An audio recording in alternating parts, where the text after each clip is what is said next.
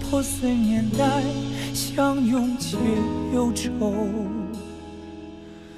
愿那勇敢的人结伴往前走，长日路漫漫，历程的诗句失散，月满枝头，映出多少的守候。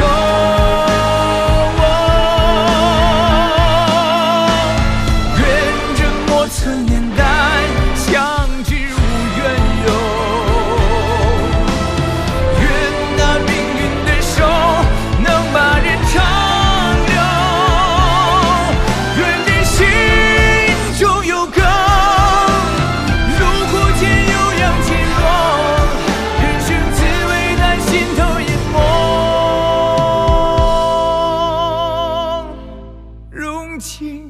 苦乐。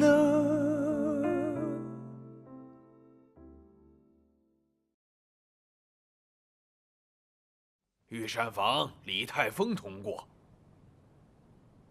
太极殿双喜通过，崇华宫蓉儿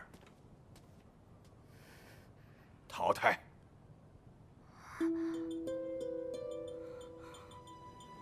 不可能，我不会尝错的。大胆！这题目是本官亲自出的，还会冤枉你不成？不敢冒犯大人，只是蓉儿不信自己会错。双喜和李泰丰的答案都是一样的，偏偏你这儿多出了一位三七，还敢狡辩，你这不是藐视朝廷吗？来人！少云大人且慢，各位主子现在在前面，咱们是否应该先请旨？也好，那就劳烦李大人把蓉儿带上来。是。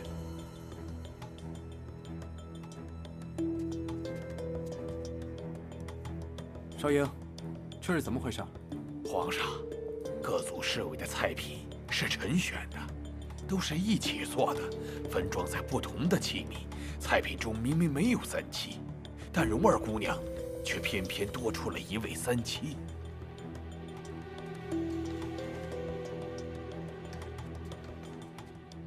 肯定是尝不出味道，乱写一通。皇上，蓉儿舌头最灵，多次试味，从未出错。皇上，奴婢不敢放肆，输赢奴婢都认了，只是这味道真的假不了，蓉儿不能认。朕也不相信。既然这样，让李泰丰和双喜都尝尝，也让他心服口服。这。宣李泰丰、双喜上前问话。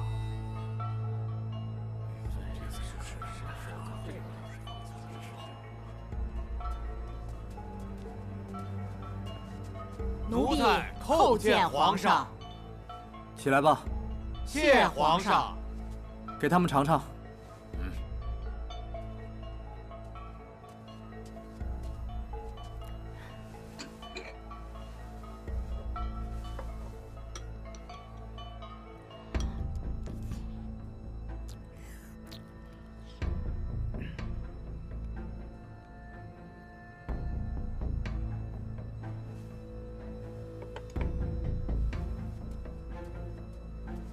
回皇上，奴才未尝出三七之味，还请皇上明鉴。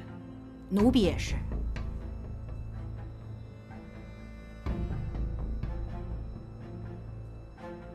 你们下去吧。是。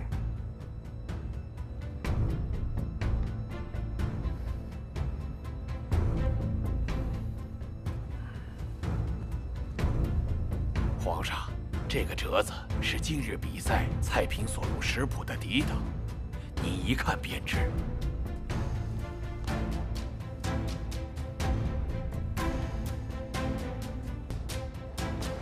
还真是没有三七啊！小小一个宫女，竟敢顶撞二品大员，还敢欺瞒皇帝与太妃，你胆子真是不小啊！荣惠，这就是你们崇华宫的规矩？奴婢不敢。皇上，蓉儿毕竟入宫的日子不长，魏厨艺又有些痴迷，她只是太较真了，绝对不是故意的去顶撞和欺瞒的。皇上，您看，启禀皇上，三七是味药材，可否让太医来测测？不错。皇帝，为了彰显皇家气度，比试公正自然重要。传太医。传太医。是。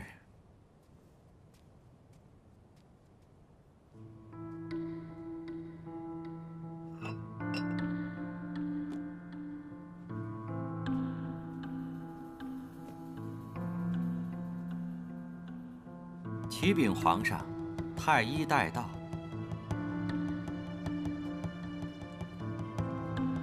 臣给皇上、皇后、太妃主子请安。起来吧。谢皇上。魏太医，你来试试。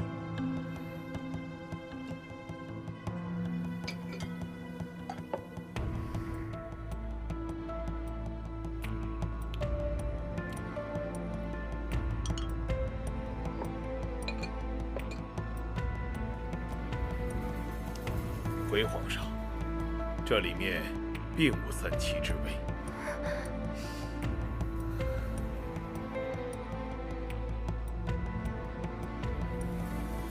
启禀皇上，魏太医手中的汤是新盛出来的，谨慎起见，是否应该把蓉儿那碗给魏太医尝尝？对啊，那一碗在哪儿呢？臣离开时已经派人去取了。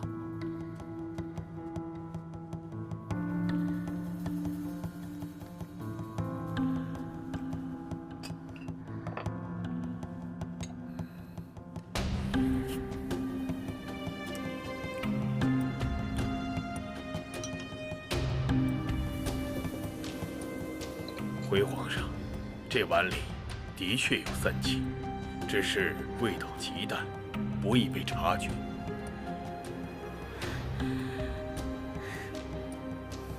是。怎么可能？怎么可能？太医院的太医总不能连三七都尝错吧？少英，朕倒想问你怎么办的差，哪出了错？臣罪该万死。皇上，不关少英大人的事。那你知道怎么回事？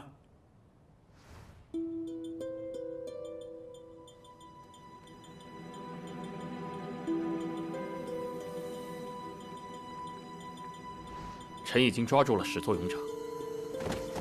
启禀皇上，人已带到。皇上，太妃主子，奴才只是一时好奇，尝了尝，奴才该死，皇上恕罪，皇上饶命啊！皇上饶命啊！皇上，他日日包扎，不小心沾染上了三七。既然是失误，少英、蓉儿，起来吧。谢皇上。皇上，虽然是传菜的小公公犯了错，但臣统领此次比赛，也有失察之罪，请皇上责罚。罢了罢了，你一个人哪看得了那么多？把他赶出去就是了。是。一同比试，偏你们崇华宫出事儿，哼，真不容易呢。皇上，太医说这汤里只有少量三七，蓉儿仍然尝了出来，恰恰就能证明蓉儿的味觉特别灵敏。敬意，你说是不是这个理儿啊？皇额娘说的有道理，朕觉得他们三个都应该进入下一轮比试。少英，你觉得呢？皇上圣明。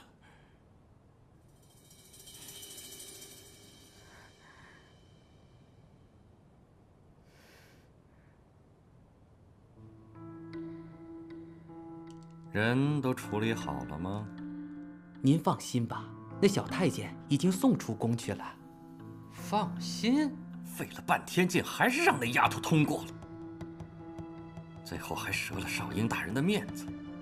他躲得了这一回，肯定躲不了下一回。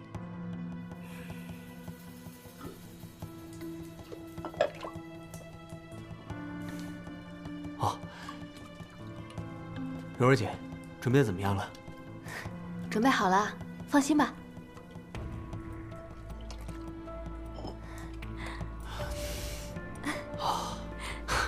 真香啊！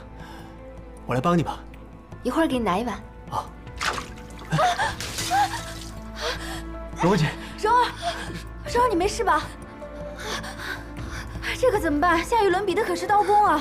我真的不是故意的。哎呀，先去上点药吧。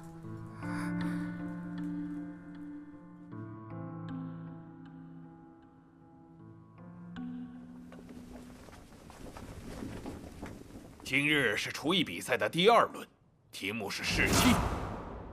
今日比的就是诸位的刀工，这些食材可以随意取用，做一道最能展现诸位刀工的菜。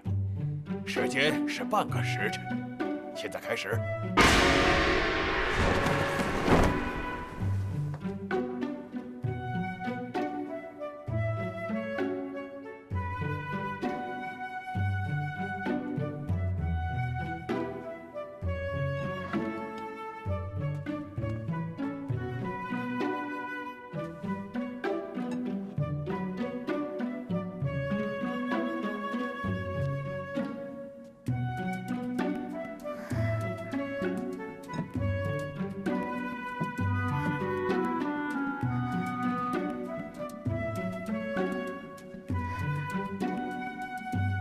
李大哥，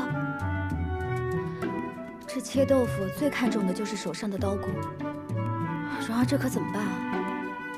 他本来就有伤，早上的时候说他双手酸软无力，现在只能靠他自己了。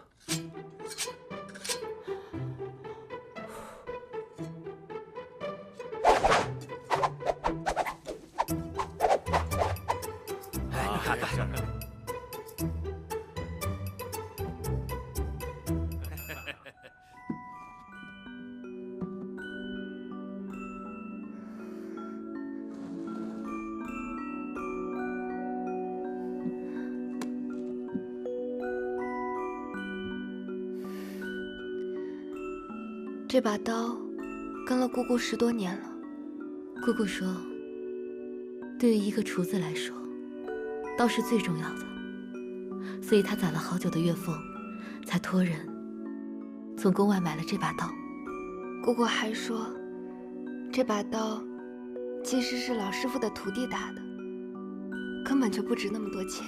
可姑姑还是宝贝了很久，平时清洗、磨刀都不让我们碰。你知道吗？平时姑姑出去的时候，我偷偷用过。我手力大，喜欢压刀，这把刀太轻了，我差点还切着手。就让这把刀陪你去比赛吧，就像姑姑陪着你一样。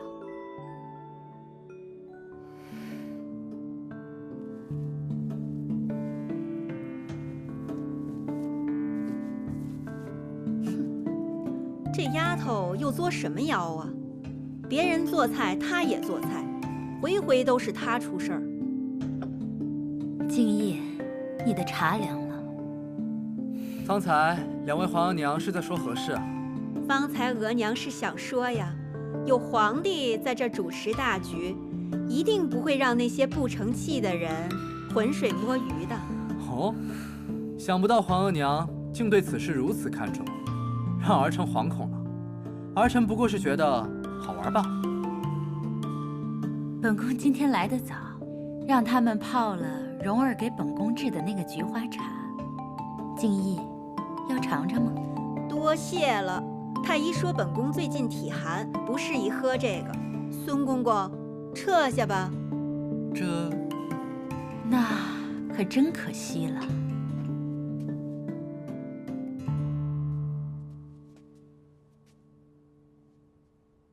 奴才买通了太医，给蓉儿上的药里下了让人麻痹无力的药物。虽然剂量不多，但是刀工对于力度的要求最为精确。这一次他肯定是过不去了。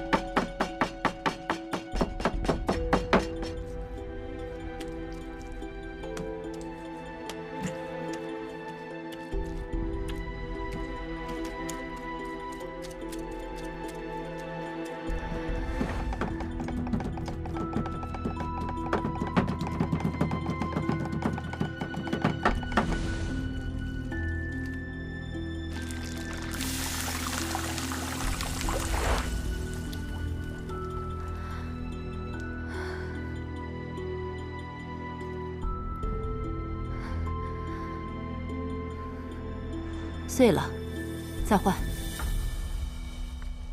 姑姑，我这一上午都切了17块豆腐了。是废了17块豆腐。其实这文思豆腐这么细碎，碎了也看不出来。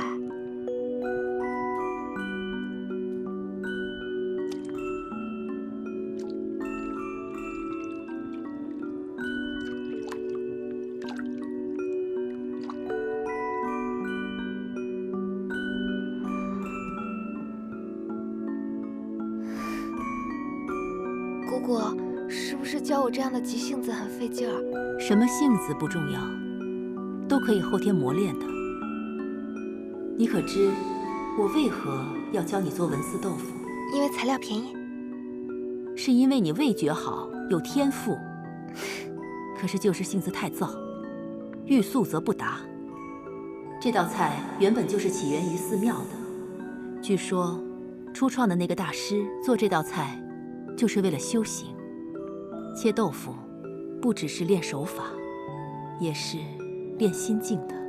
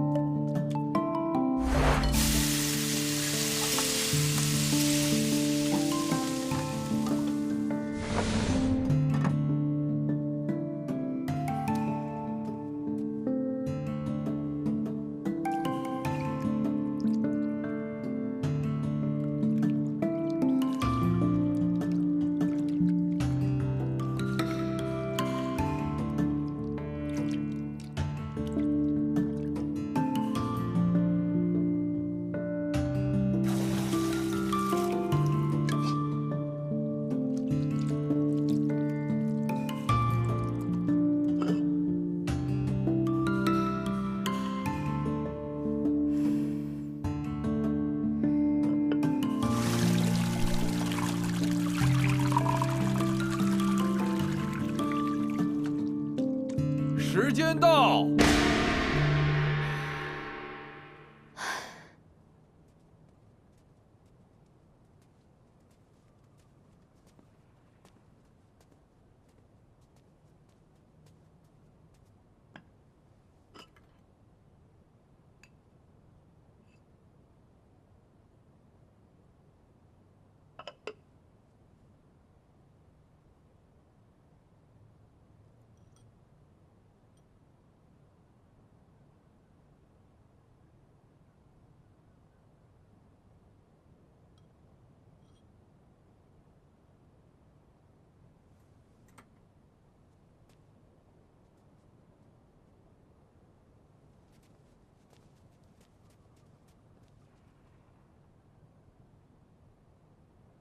太极殿双喜做的狮子头，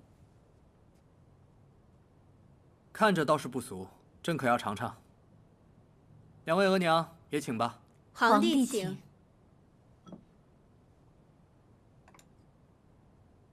本宫瞧着一道道菜品都很精致，不过怎么有一个大丸子呀？不是说比刀工吗？这不是双喜的拿手菜狮子头吗？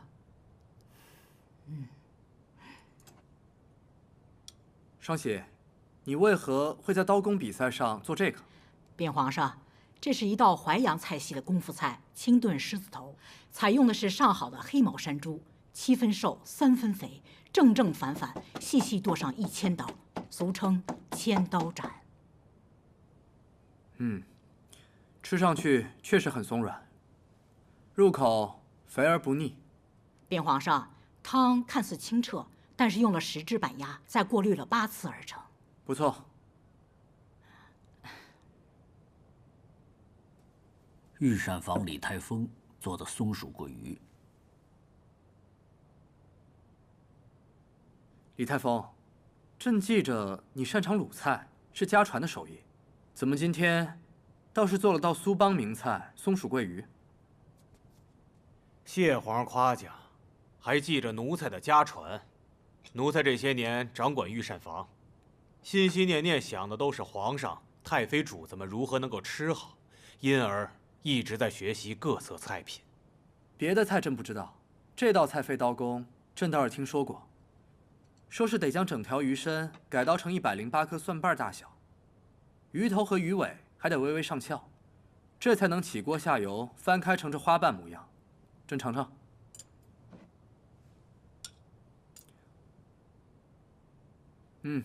不错。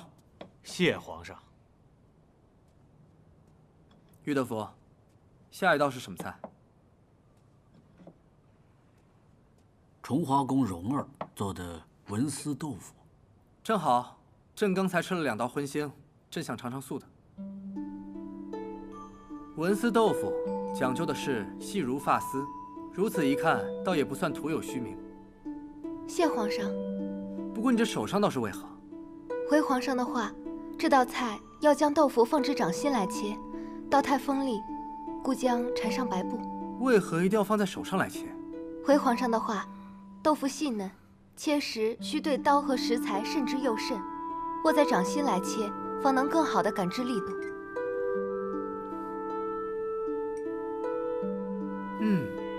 清如水，滑如丝，和这鲜醇的汤底相得益彰。蓉儿，以后可要给朕多做几回啊。是。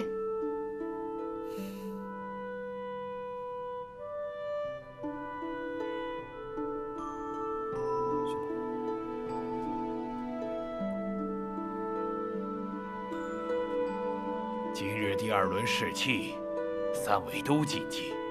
明日第3轮试膳，乃自选菜品，各自做1品汤、1品饽饽、1品菜。故而今晚3位可以在此地准备明日要用的高汤，准备去吧。是。太妃主子，赐座。快点坐。谢太妃。青儿，去给蓉儿倒杯茶。是。蓉儿，你还好吗？让主子担心了。蓉儿只是觉得有些乏，别的没什么。哎呀，你那手怎么了？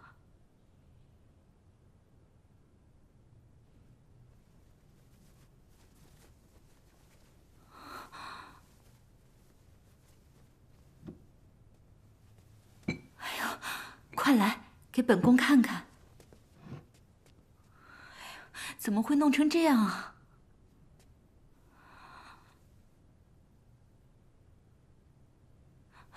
都赖我没端稳热水盆，没什么的。一定要加倍小心啊！待会儿找兰英拿本宫的药膏去涂啊。听他们说，你们5更天就要起床，熬汤，准备明天的食材，赶紧去休息吧。谢太妃。哎呀，大人，你说这蓉儿姑娘还真行，真没想到她能进第3轮。看来她是有2把刷子的。秦放，哎，你到底吃了几次蓉儿做的饽饽啊？啊，蓉儿姑娘做的饽饽，我就吃那么1回。你别说，一想起那味道啊……哎，大人，要不然你再跟蓉儿姑娘说一说，再给我做1回。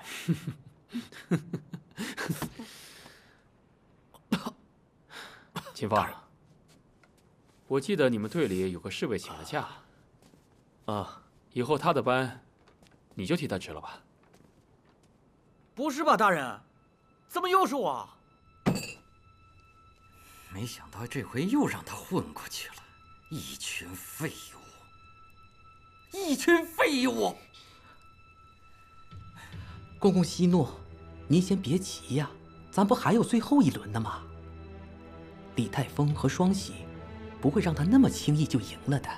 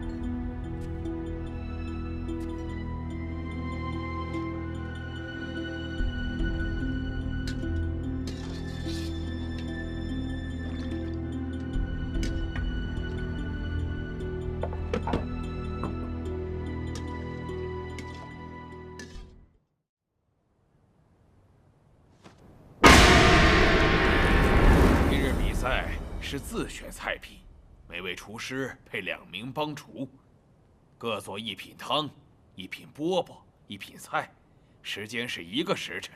比赛开始。姑姑做的菜就是香，皇上肯定喜欢。我们宫里的人啊，都太有福气了，难怪我都长胖了。长胖？你早就胖了。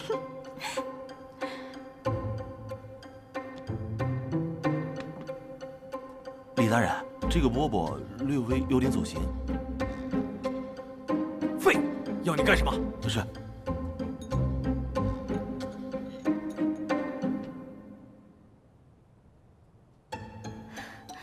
柔儿，你看，月饼做好了，这次终于做成了。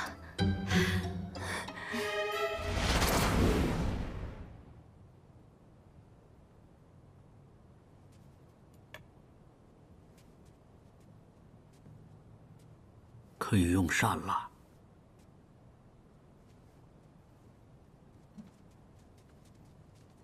这是御膳房李泰峰奉上的黄金塔、燕窝鸭子、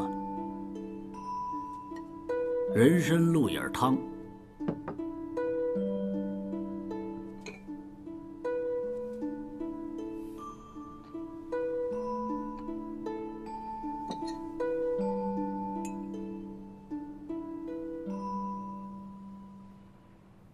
这人参鹿眼汤，平日朕也常喝，今日的觉得特别的咸。朕记得上次你的鱼也是如此。皇上，伺候好皇上、太妃和主子们是奴才应该做的。皇帝别用，这菜有问题。宣太医把李七也叫来。皇额娘，这是何意啊？皇帝年纪轻，所以不知道。早些年，宫中御厨流传过一种秘药。用诸多的材料提炼而成，鲜得勾人，但是会让吃了的人上瘾。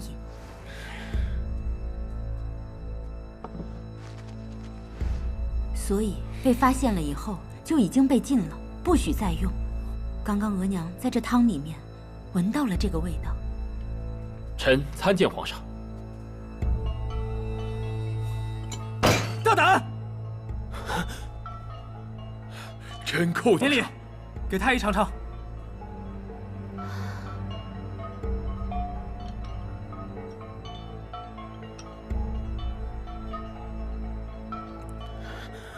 回皇上，这汤里的确有查禁之秘药。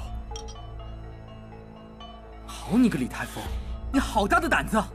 这就是朕的御膳房总厨，来呢，拉出去。是。皇上，皇上，你再给奴才一次机会吧！皇上，皇上，走，下去吧。这。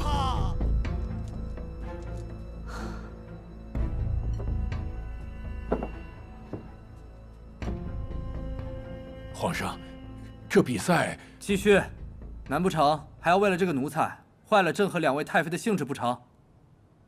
就剩2个人了，一块呈上来吧。这。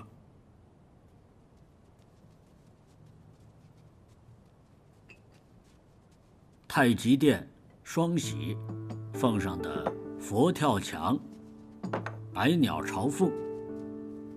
萨其马。崇华宫蓉儿呈上金瓜素羹、八仙过海闹罗汉、翻毛月饼。看着倒都不相伯仲啊，就是不知道尝起来怎么样。他们两个分别出自本宫，还有敬意的宫里，咱们平日吃得多，说的恐怕不准。要不最后这一关由皇帝来定断吧？这话本宫就不爱听了。难不成我们做主子的还能为了奴才说谎不成？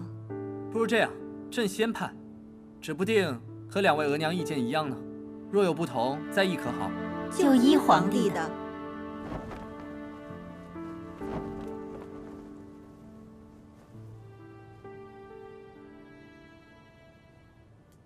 双喜姑姑这饽饽在这宫里可是一绝。蓉儿做的翻毛月饼，虽然胜在新颖，但味道还有几分淡，所以朕觉得在饽饽上，双喜更胜一筹。2位皇额娘可同意？皇帝说的是。这主菜，蓉儿做的是八仙过海闹罗汉，双喜姑姑做的是百鸟朝凤，这俩都是宴席名菜，好看、好听也好吃。但朕觉得蓉儿更胜一筹，因为只有1品汤1品菜，百鸟朝凤是道炖菜，有些重复。正是这个理。这下就看这道汤了。说到这汤，朕倒想问问你们，为何会选这道汤？禀皇上，奴婢做的这道佛跳墙是选自全国最好的食材，自然是最滋补的。而且奴婢并不敢托大，4个时辰未曾离开，慢慢熬煮而成，口感软糯，荤而不腻，望皇上喜欢。皇上平日身体燥热，容易肠胃不调，若是再加上肝火过旺，更是会伤身体。寿喜姑姑当时教奴婢做这道菜时，就是希望皇上和2位主子在吃的时候也可以去补养身子。这些确实是寿喜平日会说的话。好了，2位皇额娘应该知道朕选的是谁了。这汤的味道，其实朕很熟悉啊。皇上，您能记得？也未必记得那么真。可是，一尝这味道就觉得熟悉，不是味道上的相似，而是感觉。朕能感觉出来掌勺之人的心意。如果寿喜姑姑能够听到，她也不枉此生了。每日御膳琳琅满目，应有尽有的摆上那么一桌子，可朕又能吃上多少？有时候啊，还不如这样一碗菜、一口汤来的实在，有心就好。想起来，好像好几次朕上火的时候，都能喝到这样一碗汤，而且时令不同，配的菜品还会有变化。是，皇上说的是。寿喜姑姑也说过，这味汤取鲜，所以会根据季节而变化。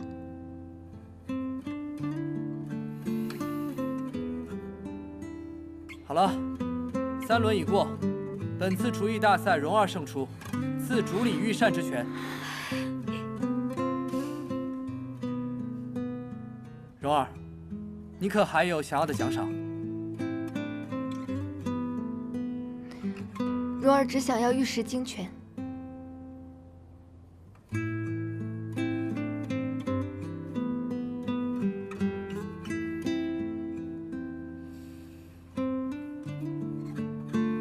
罢了，你想要就赏你吧。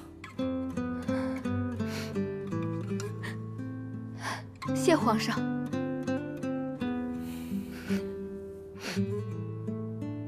至于御膳房，平日里无用也就算了，竟然还敢在朕的饮食里下禁药，今日起裁撤，所有御膳房的人一律送出宫去。是。皇上，裁撤御膳房可是有违祖制啊！是啊，皇帝，请三思啊！王爷，皇额娘，这帮人成日偷奸耍滑，营私舞弊，朕只当睁只眼闭只眼。刚刚李泰峰是什么东西，两位也看到了。他们只想从朕身上捞油水，有谁在乎朕是否吃得顺心，对身体有益？皇帝，那共善权那天炮打进来的时候，就是他们人跑得最多。朕饿得不行，只有寿喜记着给朕做饭吃。朕之前就说过了，本次厨艺大赛获胜者，赐掌理御膳之权。从今往后，朕的膳食就交给崇华宫御膳房主厨蓉儿了。是。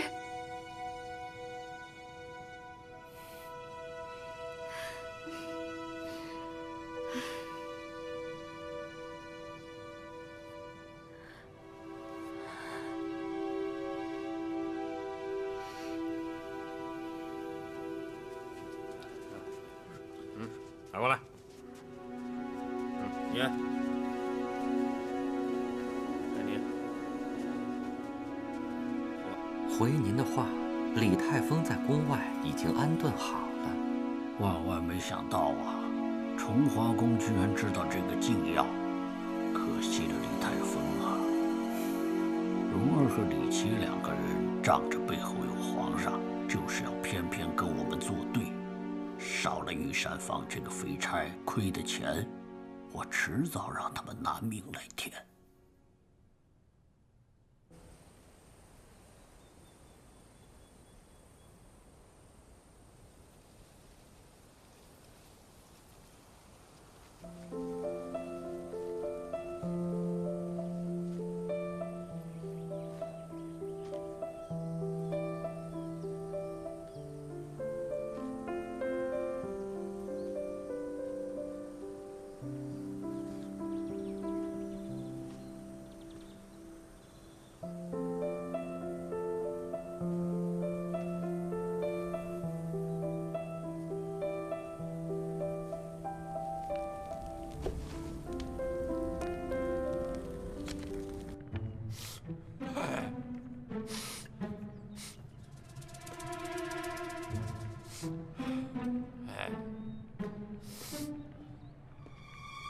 怎么了，爹？怎么了？皇上宫里头把御膳房撤了，最后一回了，明儿连泔水都没得卖了，喝西北风去吧。御膳房被撤了？哎呦，你还有着急的时候啊？啊，皇上要清点，把没用的东西全都裁了，300多号御厨啊，全都遣散了。这事是真的？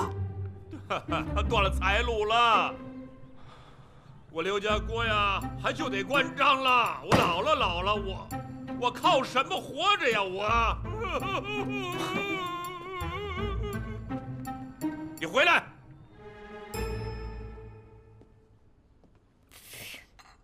苦嗖嗖的，陆先生怎么爱喝这种东西？大新闻！大新闻！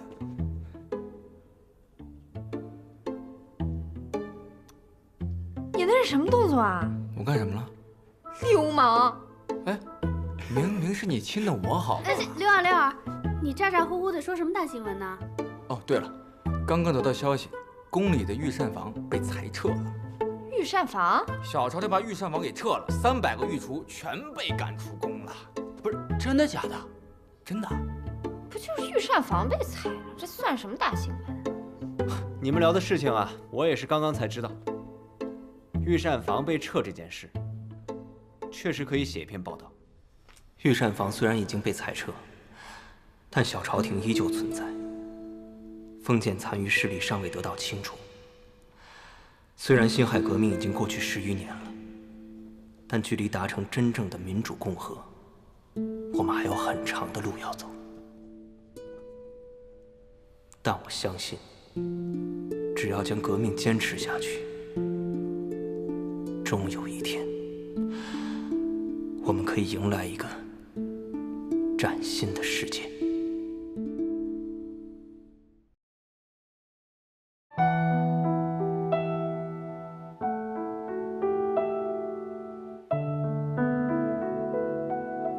我睁开眼，平复了呼吸。这世界陌生又熟悉，相聚与分离压抑在心底，想珍惜谈何容易。我戒不掉暖暖的微笑，情愿为他放下骄傲。人心猜不到，而我太渺小，乱世活下去最重要。不起眼的尘埃，不由我的年代，不灭的大义与心爱。就算刀山火海，就算暗影袭来，热血胸怀不再徘徊。用凡人的身躯，坚定的心，面对风雨不犹豫。即使不自量力，即使一败涂地，我无愧于你。